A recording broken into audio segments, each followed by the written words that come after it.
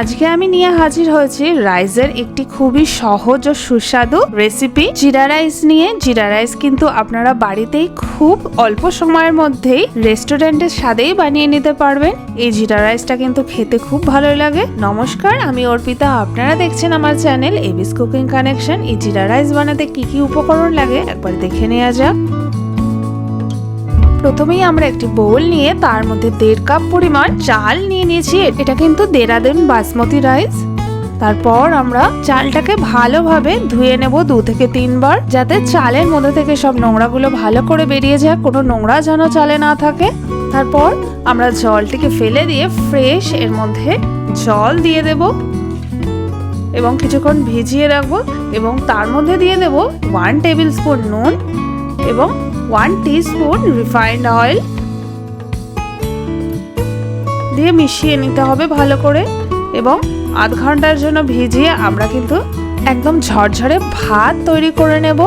দেখুন আমাদের রাইস কিন্তু রেডি হয়ে গেছে। আর কতটা ঝরঝরে, এখানে কিন্তু মনে রাখতে হবে 90% কুক করতে হবে, যেন ভাতের দানাগুলো যাতে ভেঙে না যায়। দেখুন কতটা ঝরঝরে হয়ে গেছে, একদমই কিন্তু ভেঙে যায়নি চালগুলো এবং ভাতটাও কিন্তু নরম হয়েছে, একদম সফট হয়েছে। এরপর একটা কড়াই নিয়ে তার মধ্যে 2 টেবিল স্পুন আমরা ঘি অ্যাড করে দেব। এখানে চাইলে আপনারা রিফাইন্ড অয়েলও ইউজ করতে পারেন। এরপর এখানে একটা শুকনো লঙ্কা দিয়ে দেব, 2টো এলাচ দিয়ে দেব, একটা দারচিনির টুকরো দিয়ে দেব ও 2টো লবঙ্গর টুকরো দিয়ে দেব। তারপর আমরা এখানে 1 টিস্পুন জিরে দিয়ে দেব, গোটা জিরে এখানে দিতে হবে। তারপর একটুখানি হালকা করে ভেজে নেব, নিয়ে আমরা কিন্তু যে ভাতটা তৈরি করেছিলাম সেই ভাতটা এর মধ্যে দিয়ে দেব। দেখুন ভাতটা কতটা ঝরঝরে হয়েছে।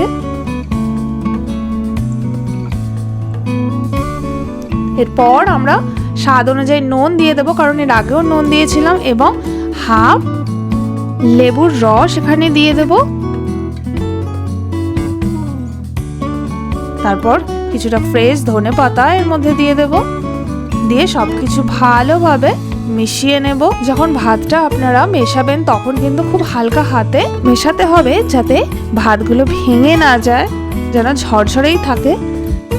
তারপর আমরা এখানে 5 থেকে 10 মিনিট লো ফ্লেমে কুক হতে দেব ঢেকে। দেখুন আমাদের জিরা রাইস কিন্তু একদম রেডি হয়ে গেছে। এটি কিন্তু একদম রেস্টুরেন্টের মতন স্বাদ এবং ঝরঝরেও কিন্তু হয়েছিল। এরপর আমরা গ্যাসের ফ্লেম অফ করে দেব এবং গরম গরম সার্ভ করে দেব। এটি কিন্তু যে কোনো ভেজ নন ভেজ কারির সাথে খুবই ভালো লাগে খেতে। এটি কিন্তু খেতে একদমই রেস্টুরেন্টের জিরা রাইসের মতনই হয়েছিল। আপনারা এই সহজ রেসিপিটি বাড়িতে একদিন বানিয়ে দেখবেন এবং কেমন হলো আমাকে অবশ্যই কমেন্টস করে জানাতে ভুলবেন না। এরকমই ভালো ভালো রেসিপি পেতে আমার চ্যানেলটিকে ফলো করবেন, সাবস্ক্রাইব করবেন এবং লাইক ও শেয়ার করতে ভুলবেন না। দেখা হবে নেক্সট ভিডিওর নেক্সট রেসিপির সাথে। ধন্যবাদ।